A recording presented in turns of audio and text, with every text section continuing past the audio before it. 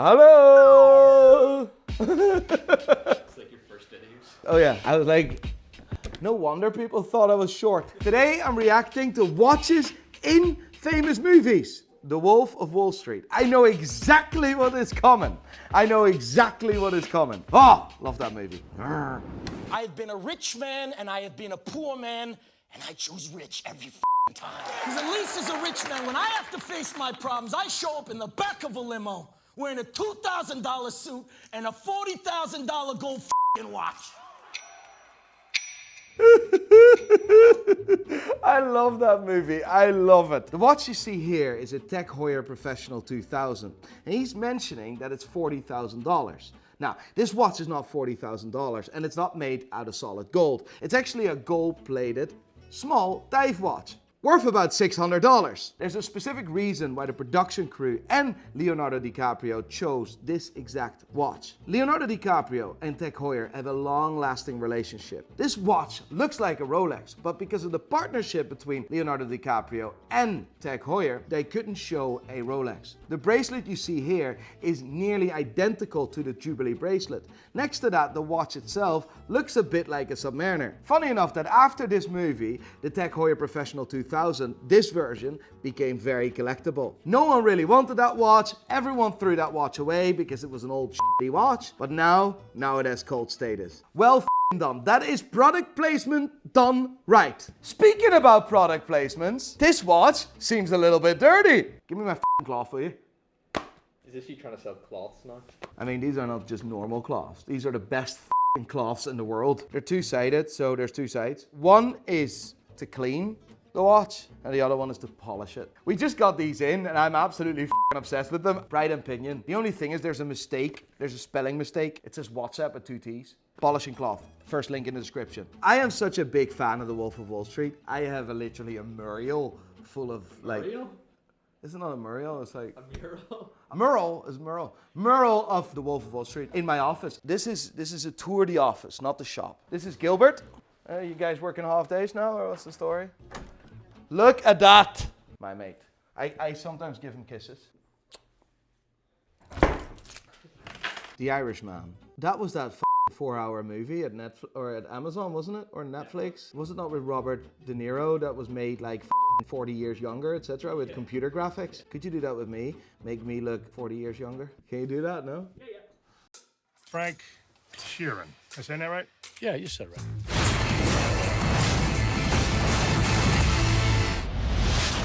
This is Matthew Tissot, a really, really cool watchmaker back in the day. They were doing really cool shit halfway in last century. Today, they make like rip-offs of Rolexes and other brands. Check their website. They make a copy of a Rolex Datejust and just put their name on there and make it in shit quality. If you look on the internet, if you look online, you can still find some really cool vintage examples like these. Yeah, cool to see. It's not a watch you see very often. And luckily, it's not a watch brand you see anymore, basically. Did you catch a glimpse of one of the guys in that trailer?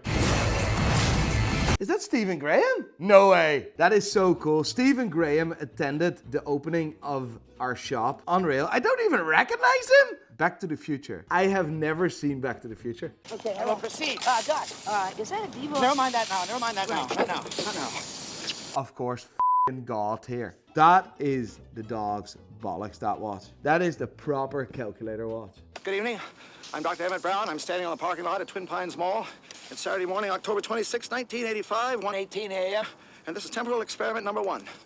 You know where my love from Casio comes from? The fact I terrorized my neighbors with a watch. Casio made this remote control watch, a watch where you can basically control any TV with. Me being me, in the evening, I would sneak out of the house with friends, go to other people's windows when they were sitting and watching TV. I would literally change their channel or put the volume up like a motherfucker or switch off the TV. And we were pissing out laughing. And we'd done that nearly every night. That was God tier memories. That's where my love for Casio came from. Pulp Fiction, what a movie. Have you seen that movie?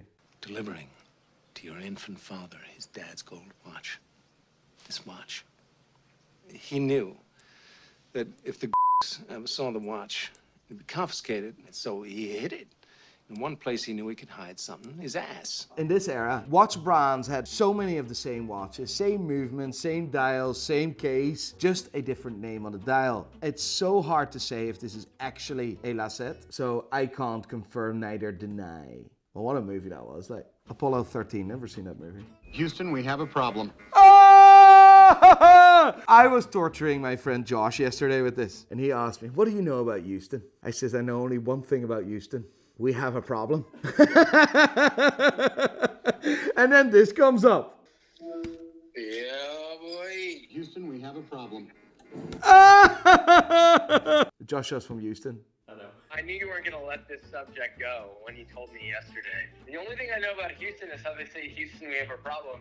And he said it like 15 times, and I was like, yeah, I get it. NASA is here in Houston. That's why they say that. He goes like, wait, what's NASA? Hey, Josh, have you licked your watch yet? No, I literally, what was it? It was like I was making something that had caramel, and the caramel got on the face of the watch, and I was like, and so I just went upstairs and it was stuck on there, like the caramel was. So I just licked it until all the caramel was gone. Then I polished it with your cloth and it looked beautiful. If you want to buy a cloth, special price, only for you. Bye. Peace. Houston, we have a problem. What's the story with the computer now? It just went offline. Oh, there's another master alarm, Houston. You know that the Omega Speedmaster literally saved the crew of Apollo 13? That was the only instrument they had. Apollo 13 left Earth with a faulty oxygen tank that exploded in space. Instead of being a mission to land on the moon, it became a survival mission. When this oxygen tank exploded, they needed to find a way back to Earth. They literally shut down all electrics, everything, to preserve energy. The only tool that they had was the Omega Speedmaster, which they used to time and to turn and to navigate back to Earth. Absolutely insane. The Omega Speedmaster wasn't intended to be the moon watch. It was merely a racing chronograph. It was used for car racing, same as Tech Heuer. When NASA started to prepare for the first moon landing, when they're now all gonna comment underneath that was fake, all these conspiracy people that don't believe in the first moon landing. I'm a flat earther. The Speedmaster became the moon watch because that was the chosen watch for NASA. You know that the Rolex Daytona has the name on the dial Cosmograph. Rolex wanted the Daytona, the Cosmograph, in space and submitted it to NASA, but wasn't good enough. Omega won that battle, and therefore Omega became the first watch on the moon and became the moon watch. Le Mans, is that the new movie or is that with... That's the old one with Steve McQueen. This is with the Queen.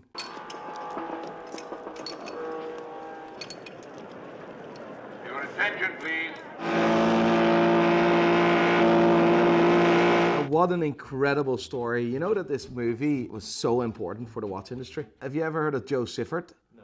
Joe Siffert was a race car driver. He won the British Grand Prix in 1968. Joe Siffert wore Tech Heuer chronographs, had chronographs in the car to measure time, measure speed. Joe Siffert was basically Heuer's He was basically an old-fashioned 1970 influencer. He wasn't gifted anything. He actually paid wholesale for these chronographs. He taught Mr. the coolest man alive, Steve McQueen, he's not alive, so the coolest dead man ever, how to race cars for the movie Le Mans. He wore the same overall and wore the same watch. But that was genius marketing by Jack Heuer. Back in the day when Heuer was the dog's bollocks, nowadays it's garbage, but anyway. I am not a big fan of the Tech Heuer Monaco, and I think that there's too many re-editions, after relaunches, after special editions, but we can't deny that that was a very important watch. Blue Hawaii. Have you ever heard of that movie? Yeah, we put it in the slideshow. Oh yeah. Oh yeah. Because I have never heard of it. I was only having some fun. I saw you.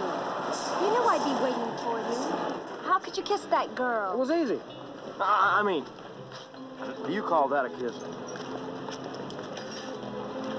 Cheats on a girl, gets away with it. The Hamilton Ventura! I love Hamilton. You know that Lewis Hamilton sued Hamilton? Yeah, you can't sell watches with my name and blah, blah, blah, blah. Mate, Hamilton is like 20 times older than you. You need to be such a confident guy to pull this off. They're so cool. And you pick them up so cheap because of course they're horrible looking and no one will wear them nowadays, but it's a piece of history. I love Hamilton.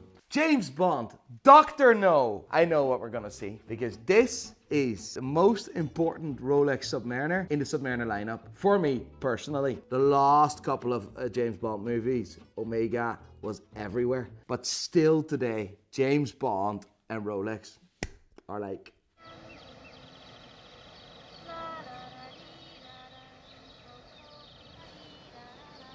This is the Rolex Submariner Dr. No. Reference number 6538. We call this watch Dr. No. For me, the most iconic Rolex Submariner ever produced. And I'm very sad to say that a month ago I had an exquisite example of the 6538, which I sold. F*** my life. I'm now going to wipe my tears with my own special polishing cloth. You can buy this for a very special price, my friend. Polish your watch and polish your tears. Today I'm reacting to watches that are being Leonard. There's a specific reason why and Leonardo DiCaprio. Stephen, fart first. I have a bazooka in my trousers, mate.